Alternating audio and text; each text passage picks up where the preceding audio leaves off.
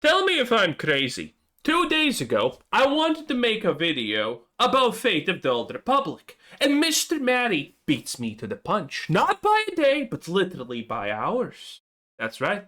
And now today, I want to talk about the next indie Mass Effect.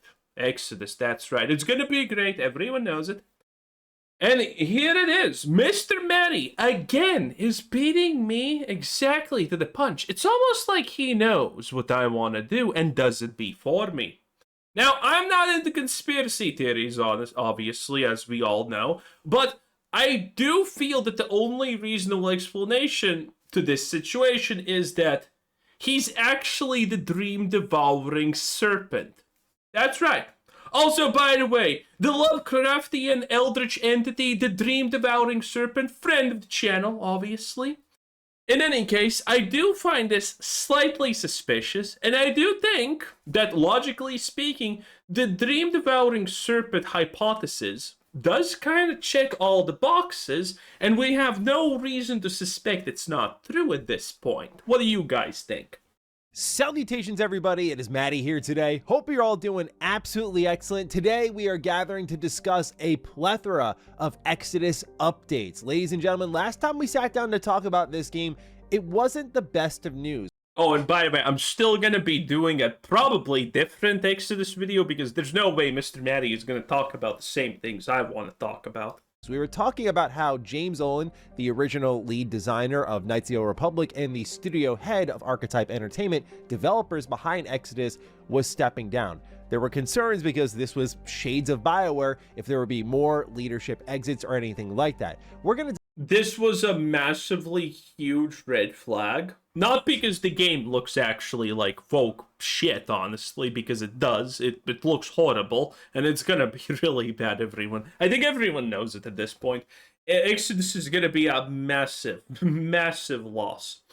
But this guy, literally, the CEO of the studio, left before the game was launched and said, "Oh, everything's kind of finished. They don't need me any longer." I'm pretty sure a lot of his bonuses are tied to the game actually releasing and achieving milestones while he is the CEO. So the fact that he just leaves like that is very, very suspicious. Dive into the follow-up statement from James in January as part of the coverage of the game, and then transition into some very recent stuff that Archetype has been doing. We have a ton of brand new gameplay clips to dive into, and with that, a ton of information. Archetype has promised a extended gameplay reveal this summer, and finally we have a look at dialogue, which we can dive into. This was one of the I don't think I covered the dialogue, and my fucking god, is this just the most woke slop I have heard in my life, okay? Also, this is a literal blind person who does see because of their Roomba, because, I don't know, the Roomba can see for her, whatever. I mean, they, them, I'm sorry, I'm a bad person, it is what it is. But the dialogue is, guys, it is demonic. And when this dialogue dropped, I actually went and checked what other people are saying about this, because maybe I'm off my meds. Who honestly knows at the end of the day, right? But no, everyone absolutely hated this. Some people who typically look at things from the bright side, like for example, Spill and Shield, even he called this absolutely demonic. Amazing. biggest question marks surrounding the game. What does it look like when you talk to other characters? Now we've got that. Also, Hasbro's getting a bit spicy talking about Mass Effect and how they think this game can fill the void. And all in all, it's a ton of competition right now in the Mass Effect-like space. We already know that the Expanse Osiris Reborn is doing its thing after going hands-on with that. Yeah, and it looks really good. I have covered Osiris Reborn, and it looks good. If you want a space game with roleplay options, that's what you choose, boys. That is gonna be, it's gonna be good. I think currently that there is very little chance that Osiris Reborn flops. I think it's gonna be great.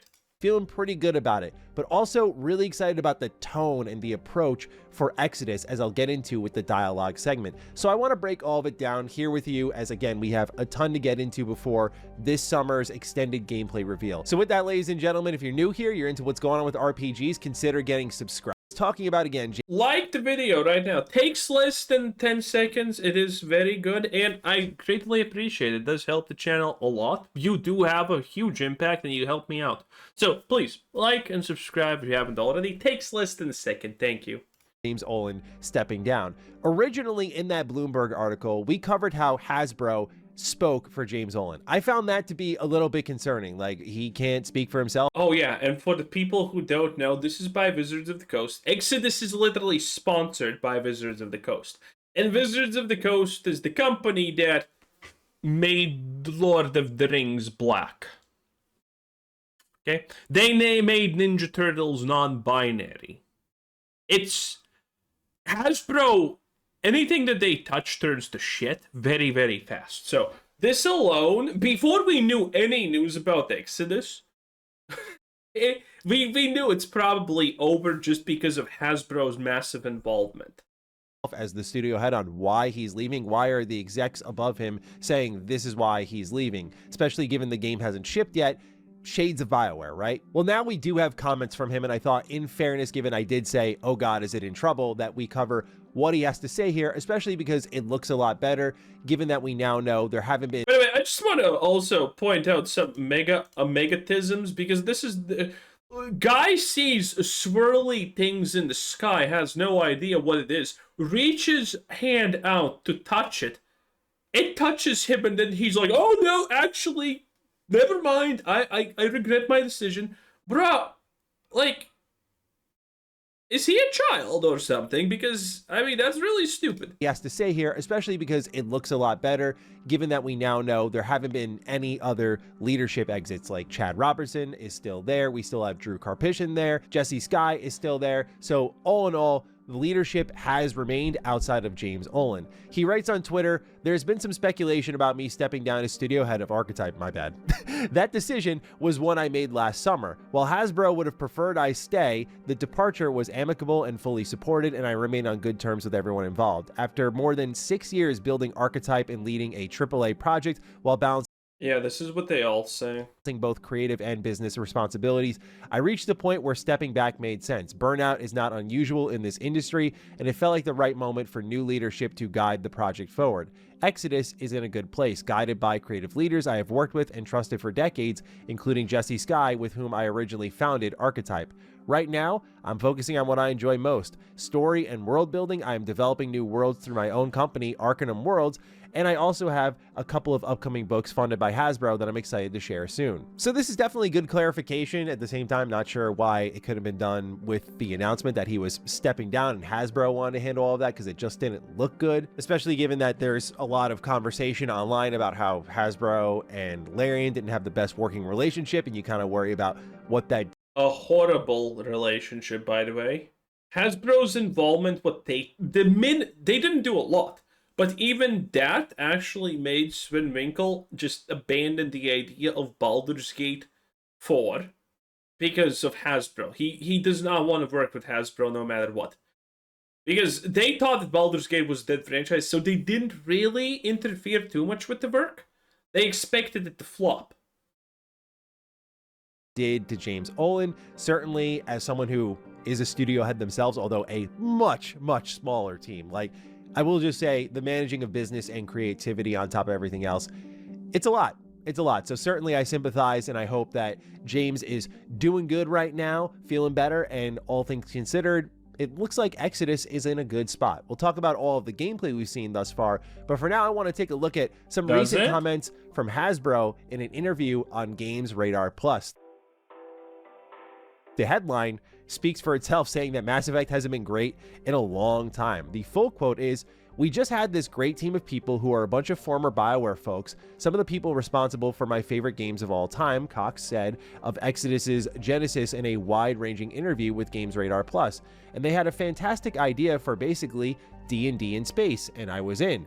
He notes that they're a great team and they have a great idea, and then to top it off, there was a clear market need, because I think it's been a long time since we had a great Mass Effect game, and so I think they're going to deliver that. Certainly based on my playthroughs, they're scratching my itch. I think people are going to like it, particularly if they are Mass Effect fans. And I do love this kind of era of game development we've entered, which is I call it Thanos, fine, I'll do it myself era of like, we're seeing it with Parasite Eve a lot. Like, okay, Square Enix isn't going to make a Parasite Eve game. I'll do it myself. We're not going to do Mass Effect. Here comes Owlcat. Here comes Archetype. I'll do it myself. Like, that's kind of where we're at now. But I like the boldness. I like the confidence. I like the challenge. I certainly like putting a little bit of heat on BioWare because they are part of this competition. I know for a lot of people, they're out of the race and like BioWare's dead.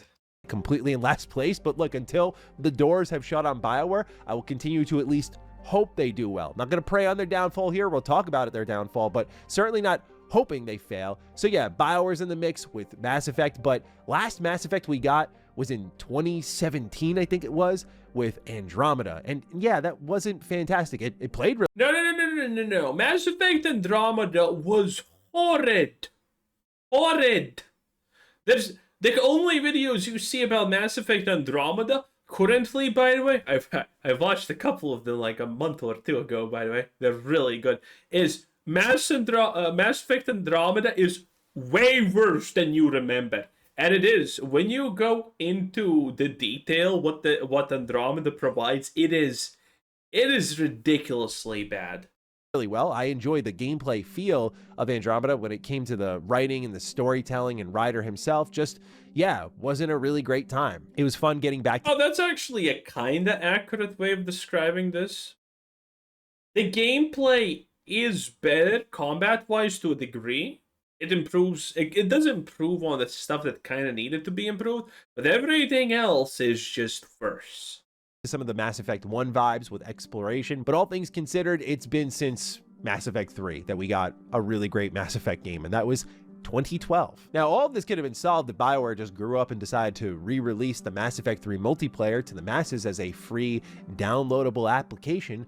That would be really cool, and then we would officially have a change and say the last great Mass Effect thing was whenever they were doing Legendary Edition, they should have brought the 3 multiplayer back, but I digress. I just had to interject with all of that. Anyway, let's move on to what's coming up for Exodus on top of all this new gameplay. So a big reveal is on the way. At the end of all of the gameplay I'm about to show you, there is one thing that is shown every time, and that is an extended look at gameplay this summer. When that's arriving is not clear right now. My guess is maybe Summer Games Fest. At the same time, though, they've been in a lot of these major shows, particularly the Game Awards. We've seen them in multiple times now. So when I see things like extended, and they've been putting out these 1.5 minute clips constantly, and this sounds like something that would be 15, 20, 30 minutes, my guess with Exodus is that they're probably actually going to just hold their own event. Do we finally get a release date with that event is the big question, because I'm wondering who's gonna, you know, this is like a Han Solo, who shot first? Like, I'm wondering who's gonna strike first here. Is it gonna be Exodus?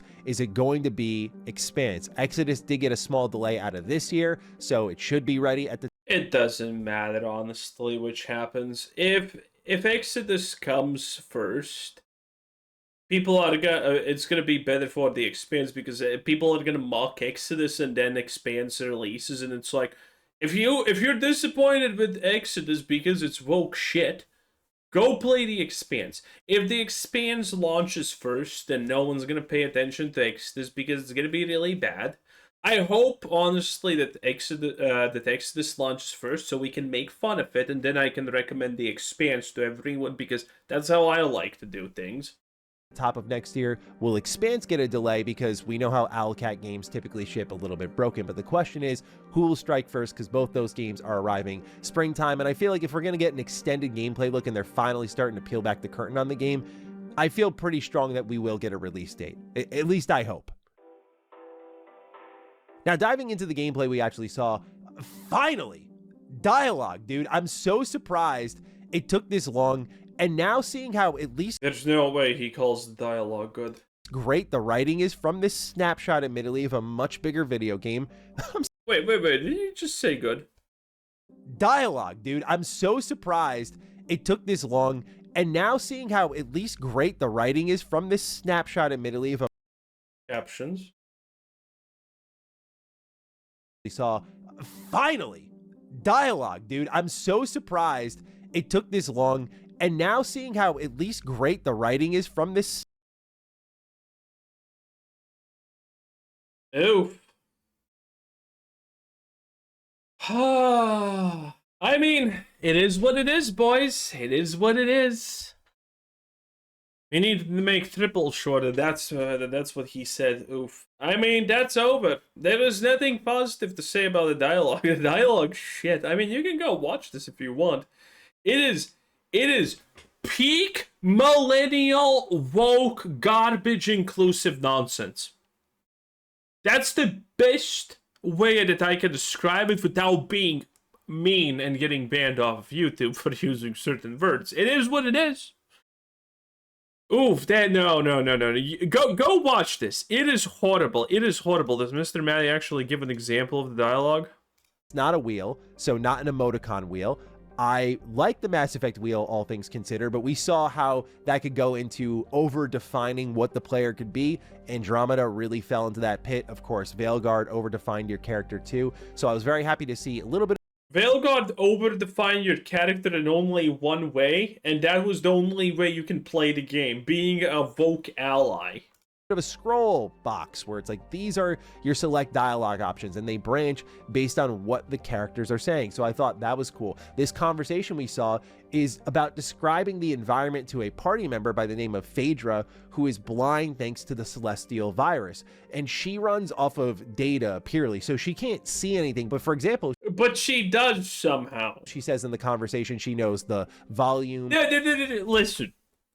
If the dialogue is so good, so great, why aren't you just showing the dialogue? When I gave examples of why the dialogue is so bad, I just showed the full dialogue. It was that simple. If the dialogue is so good, just show the dialogue. What's the big deal? No, because the dialogue is pure ass. Members approve for their.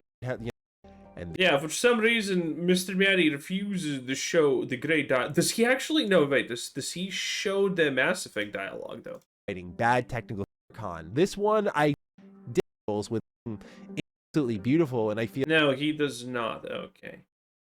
Yeah, it's not looking good. It's not looking good. I guess more about that when I do this. We talked about this one, okay?